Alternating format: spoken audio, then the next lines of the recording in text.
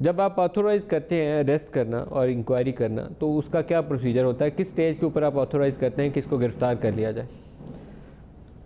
دیکھیں سب سے امپورٹنٹ جو چیز ہوتی ہے نا اتھرائزیشن میں بھی آپ کی اکثر ڈیبیٹ ہوتی ہے، اس کو پکڑ لیا، اس کو نہیں پکڑا، اس کو چھوڑ دیا.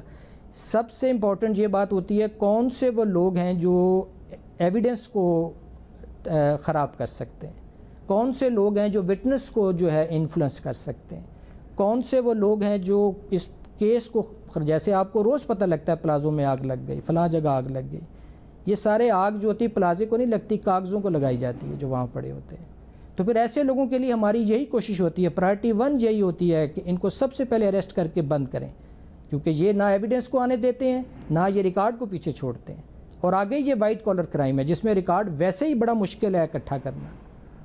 تو یہ ساری سینیریو کو دیکھ کے کیس ٹو کیس فیصلہ ہوتا ہے، اس میں کوئی راکٹ سائنس نہیں ہے. کوئی میگا کرپشن کیسز کا تذکرہ کیا جائے تو آپ کی ڈومین میں جو کیسز فال کر رہے ہیں اس میں ہائی پروفائل کرپشن کیسز میں بڑا تذکرہ ہوتا تھا ملتان میٹرو کا. ابھی بھی پرائم منسٹر نے بھی کہا کہ اس کو انویسٹیگیٹ میٹروز کو کرنا ہے. پھر نندی پور پاور پروجیکٹ کا بڑا تذکرہ ہوتا تھا. آپ نے احد چیمہ کا نام لے کر کہا کہ جو پاور سیکٹر کمپنیز لگی ہیں اس کے اندر انہوں نے کہا کہ بہت کچھ لمبے کاپے ہیں، اس کو دیکھنے کی ضرورت ہے. تو کوئی اور ایسی نئی چیزیں انرتھ کی ہیں آپ نے جو آپ کے سامنے آئی ہو کہ اس میں تو 2-4-6 ارب روپیہ کھایا گیا؟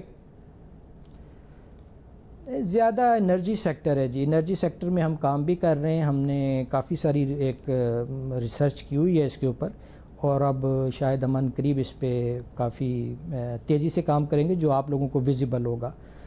تو وہ جو انرجی سیکٹر ہے وہ تو سارے یہی کہتے ہیں کہ کرپشن کی ماں جو ہے وہ تو انرجی سیکٹر ہے. آپ کس طرف یہ چند کروڑ، چند ہزار روپے، چند لاکھ روپے کی بات کر رہے ہیں. وہ کوئی موٹے موٹے پروجیکٹس کا نام لیں گے، like Sahiwal coal power plant تھا یا وہ جی مین آئی پی پیز مین آئی پی پیز کی کرپشن ہے. یہ اس کے بارے میں بتایا جا رہا ہے کہ یہ ان کے جو ریٹس ہیں وہ بہت زیادہ ہیں.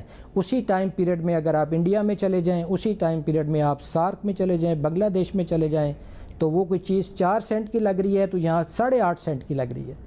یعنی کہ اگر آپ ان پاور پروجیکٹ کا تذکرہ کر رہے ہیں جو پی ایم ایل این کے دور حکومت میں لگے، ان پاور پروجیکٹ کا ذکر کر رہے ہیں جی. یہ بھی اور اس سے پہلے والے بھی.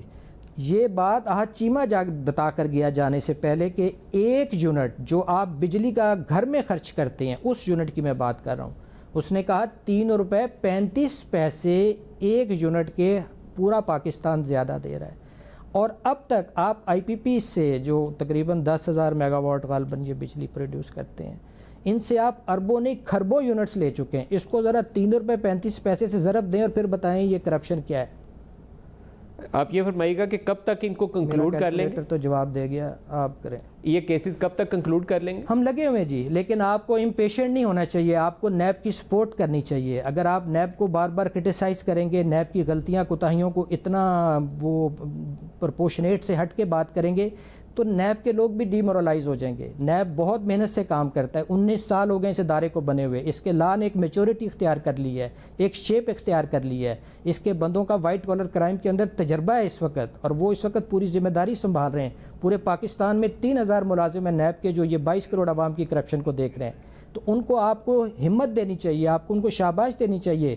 ایک صرف لاسٹ کویسچن پوچھ لوں آپ سے، شہباز شریف صاحب والا کیس کب تک اپنے منطقی انجام تک پہنچ جائے گا؟ کوئی فریم ورک ہے آپ کے ذہن میں؟ جی ہم انشاءاللہ اس مہینے کے اینڈ تک یہ چیئرمین صاحب کے پاس بھیج دیں گے. وہاں ایگزیکٹو بورڈ ہوتا ہے، پورا بورڈ اس پہ کرتا ہے. نیب میں آپ کو پتہ ہے کہ 1 مین شو کوئی نہیں ہوتا، کولیکٹیو وزڈم ہوتی ہے. تو یہ ساری کی ساری ایویڈنس کو پورا بورڈ دیکھے گا، ایویلیویٹ کرے گا، کوئی کمی بیشی ہے دور کرے گا، اور انشاءاللہ تعالیٰ اس کو امید ہے کہ اس مہینے کے نومبر کے آخر تک انشاءاللہ کورٹ میں چلا جائے گا.